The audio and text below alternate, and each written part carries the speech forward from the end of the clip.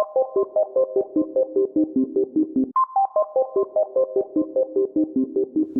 y'all, what's going on? It's Athena Amoeba, and it is time for an update video. And this update video is for week 11.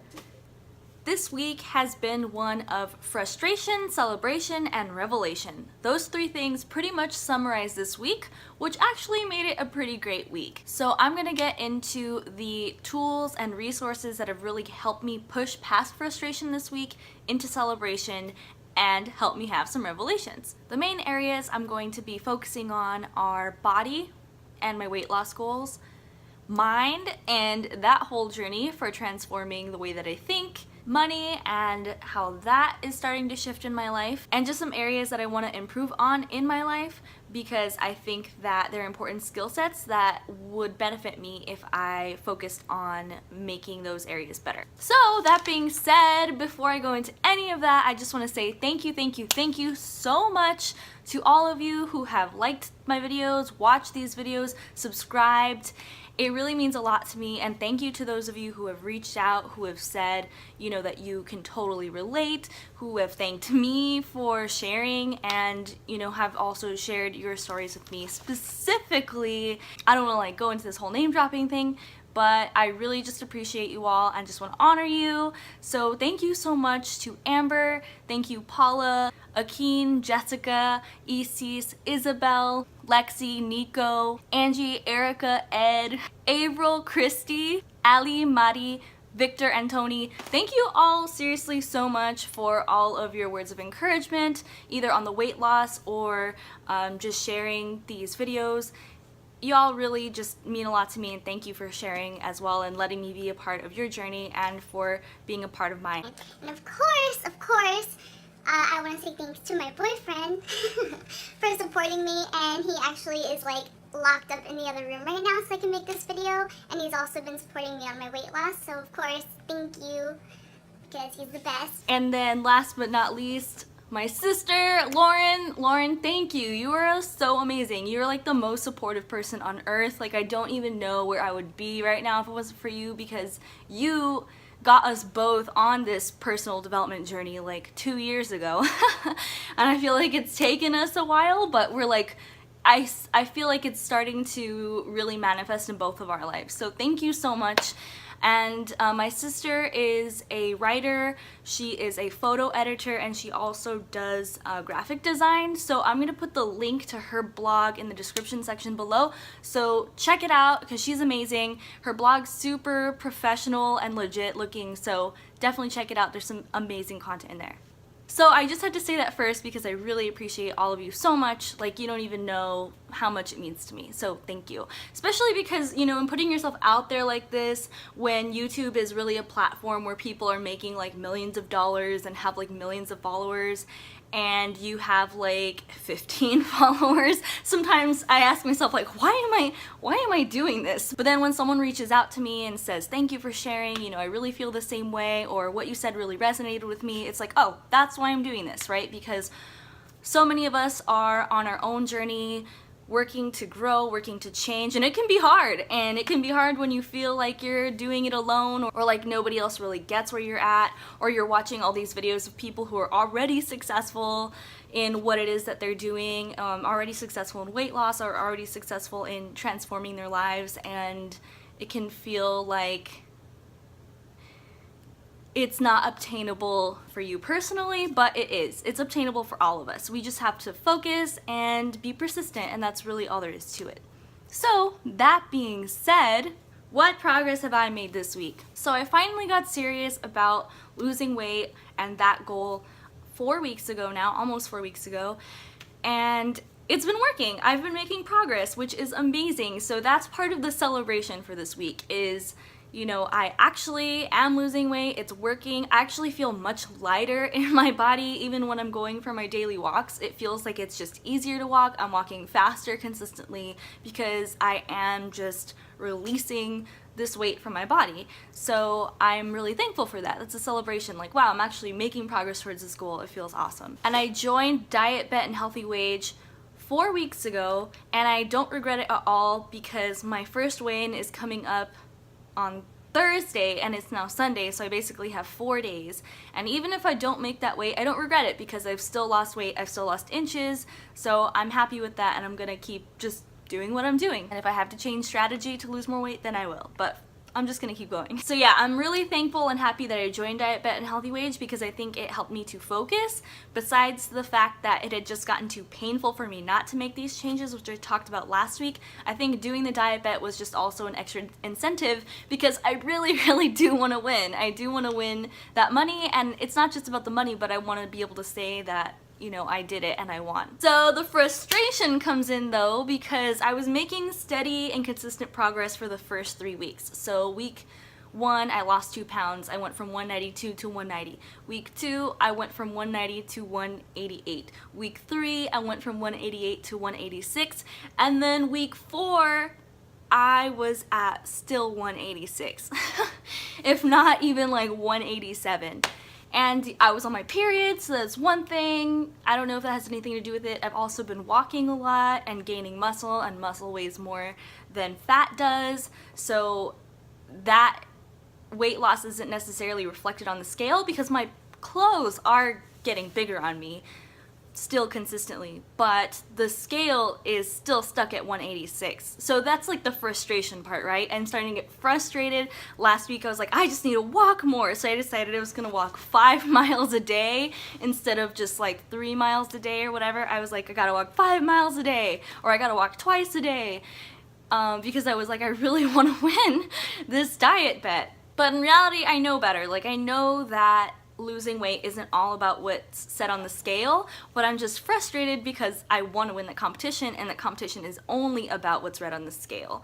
So that's where my frustration was starting to come in, but I had to remember that I have more to celebrate than I have to be frustrated about. So even if I want the scale to read a certain number, if I'm actually losing the weight, if I can feel myself getting smaller, if I can feel myself getting lighter, then that's the whole point, right? It's really not about the number on the scale, it's about becoming healthier and having the body that I want to have. So I just had to remember that and claim that victory and celebrate instead of being stuck in frustration.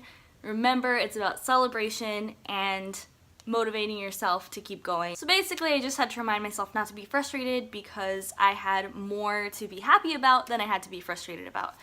That being said, I am going to do a 3-day cleanse starting tomorrow because I watched a bunch of videos where people lost like 10 pounds in water weight because we do retain a lot of water in our bodies, and I consume like a lot of salt and like hot sauces and salsas and all kinds of things that make me retain probably even more water weight.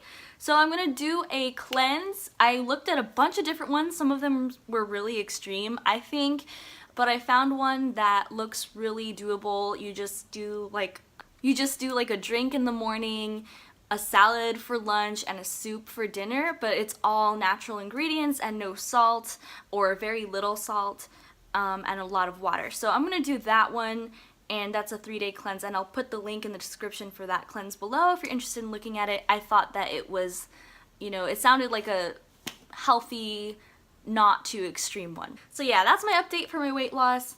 My weigh-in is coming in a couple of days. I'm gonna do that cleanse. Hopefully I make that that goal weight so I can win some money. But if not, I'll just be happy that I've been making progress and continue to go on my almost daily walks. It's almost every day. I skip like a day or two sometimes, but I've actually been doing it more days than not, so that's awesome. Oh, I started using this app, and I'll put the link in the description also because I don't actually remember what it is and I'm using my phone to record so I can't look at it. But I've tried a couple different apps to track my walking, and this new one that I'm using has been the best so far, and I think is the other reason I've been motivated to walk. And in all reality, to be totally real, like the main thing that's been motivating me to walk is that I get to eat more if I walk, and that probably shouldn't be the case, but that's really what's been getting me to go on walks. It's like, I'm so hungry. If I go on a longer walk, that means I could like eat a little bit more. So that's honestly been a big motivation factor too. It's like Kung Fu Panda when he finally learns Kung Fu through food. Like, I'm totally that right now in my life. Second thing is, and I feel like I'm experiencing that right now actually as we speak, is that I want to focus more intentionally on the content that I'm creating. You know, like I was talking about earlier, the real reason for me making these videos is one, to share with others who may be going through similar situations, and two, just really for myself personally to track my own progress, and that actually has been more helpful than I realized it was going to be. So that's awesome. I'm going to continue to do it. But at the same time, if I'm going to do something, I want to do it well. So I really feel like the fact that I've even started making these videos has been step one, and now it's like, okay, how can I make them better? How can I make them better with the content? How can I make them better even with the way that I speak? Because this past week, let me tell you, I had such a hard time editing my own videos because I run words together a lot, like I don't pause enough, like there's a lot of things that I could improve on just to even make life easier for myself and edit my videos the way that I want to. So I know this video is not going to be a good example of that. I'm probably going to struggle to edit this video, but moving forward, I'm going to focus on how can I get better at that. And I've also been thinking about joining Toastmasters, which is a group that focuses on public speaking, giving speeches, which I actually used to do a lot and was actually really good at, believe it or not. But I haven't done it in a while, so I think it would be good to like get back into that practice. And yeah, so I think this is just another avenue to practice that intentionally. So I'm thinking about that. How can I just make this content better? How can I make it even more accessible and concise and comprehensive, I guess? Because that's the whole point, right? If I'm going to be condensing this 500-page book, for instance, the more I can condense it, the better, right? So it's just more comprehensive. Something else I'm going to be focusing on this week. Thankfully, I get to work from home now, so that's actually another update. I have the same job for another month and a half, but I get to work from home like full-time for that month and a half, which is amazing because I feel like that opens up more time to do more of the stuff that I want to do. So now I'm going to start, the first thing I'm going to do every morning is go for a walk and then record a video.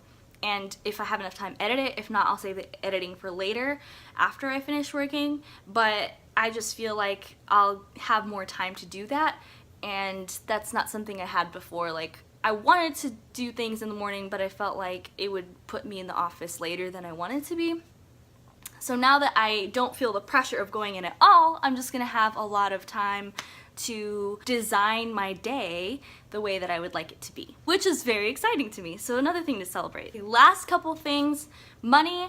I'm not gonna go too much into that. Basically, y'all probably know my money situation isn't terrible. It's really not the worst situation on the face of the planet, but it's just very frustrating, I guess, because I have a lot of debt that I can't even pay, and I just basically just don't make enough money. And now that I'm starting to feel better about myself, now that that's something that's not holding me back anymore, what can I do to make more money? So I am starting to do WAG walks. I did one for the first time the other day. I have another one scheduled that's gonna be weekly. So, you know, just stuff like that. Just figuring out how can I bring in more money and starting to think intentionally about like money in the long term. And I just started listening to the audiobook, The 4-Hour Workweek, which I'm really excited about because he talks about how you don't have to be super wealthy to live the lifestyle that you want to live, and you can make a lot of money working minimal hours a week. So I'm excited to finish the audiobook just to get ideas about what kind of future I can build for myself, because this like regular 9-to-5 shit is not for me. Okay, and finally, mind. I actually, now that I think about it, I feel like I've made a lot of progress on my mind, and I feel like the progress that I've made on the way that I think and my ability to focus better has been the reason why I've been able to make progress on my weight loss, because I honestly think that deep down I didn't believe that I could do it, and that was the main thing that was stopping me. Like, I could try to tell myself consciously, oh yeah, you can totally meet this goal, it's easy, all you have to do is X, Y, and Z, but subconsciously I didn't believe it. Subconsciously I thought, you know, why am I going to bother eating healthy? Why am I going to bother exercising when I'm just going to give up and gain it all back anyway? You know, I think I really subconsciously believe that because that's been my reality for so many years.